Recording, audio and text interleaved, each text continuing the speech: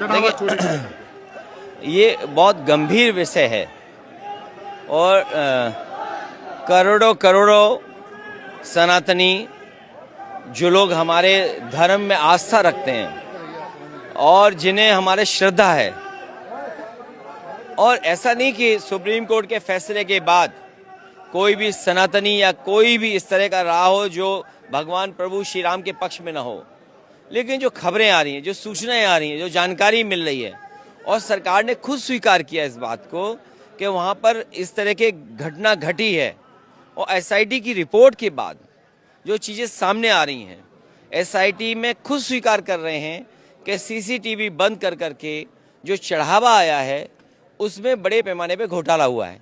तो ये जो आस्था के साथ, हमारी श्रद्धा के साथ जो खिलवाड़ हो रही है, ये भारत की जनता और सनातनी लोग कभी स्वीकार नहीं कर सकते हैं।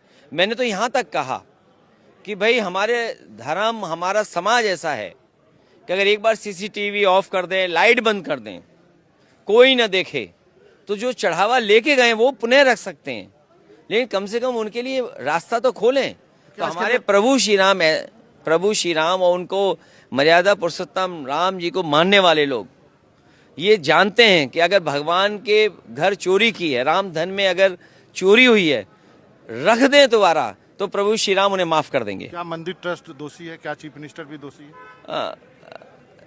दोषी मैं नहीं कह सकता हूं, मैं विपक्ष में हूं, मैं दोषी नहीं कहूंगा, लेकिन सवाल सबसे बड़ा ये खड़ा होता है कि मुख्यमंत्री जी वर्ल्ड रिकॉर्ड बना रहे थे अयोध्या जाने का, और कोई ऐसा मौका नहीं है जब वो प्रभु श्री राम के दर्शन न किए हों।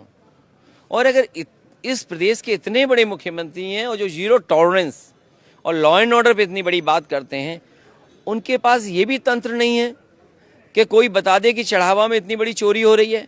और फिर सवाल सबसे बड़ा ये खड़ा होता है कि जो ट्रस्ट की अगर जांच कर रही है एसआईटी, आपने रिपोर्ट किसको दी है? आपने रिपोर्ट किसको दी है? सवाल तो सबसे बड़ा ये भी है, अगर आपने जांच की है और जांच एसआईटी किसने बनाई है?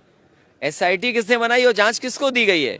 क्या एसआईटी की भी जांच होगी? क्या एसआईटी की जांच के लिए कौन संस्था होगी? फिर आपका कहना है कि जो जांच कर रहा है वही निगरानी भी कर रहा है और चोरी भी वही कर रहा है। जब आप ट्रस्ट के मेंबर हैं और आप ट्रस्ट की जांच कर रहे हैं, आप ही ने एसआईटी बनाई है, तो इससे श्रद्धालु जो लोग हैं, जो आस्था रखते हैं, वो कैसे सच्चाई तक जानेंगे? इसीलिए मैंने कहा कि प्रभु श्री राम, मर्यादा पुरुषोत्तम राम, उनको माफ कर देंगे, केवल ये चढ़ावा जो चोरी हुआ वो रख दें, क्योंकि ये बात खुल गई है। और केवल ये नहीं खुली, सुनने में आया है कि जो अंडरग्राउंड अनरजिस्टर्ड लोग हैं, आपने कहा कर्नाटक से तार जुड़े हैं, वो कैसे?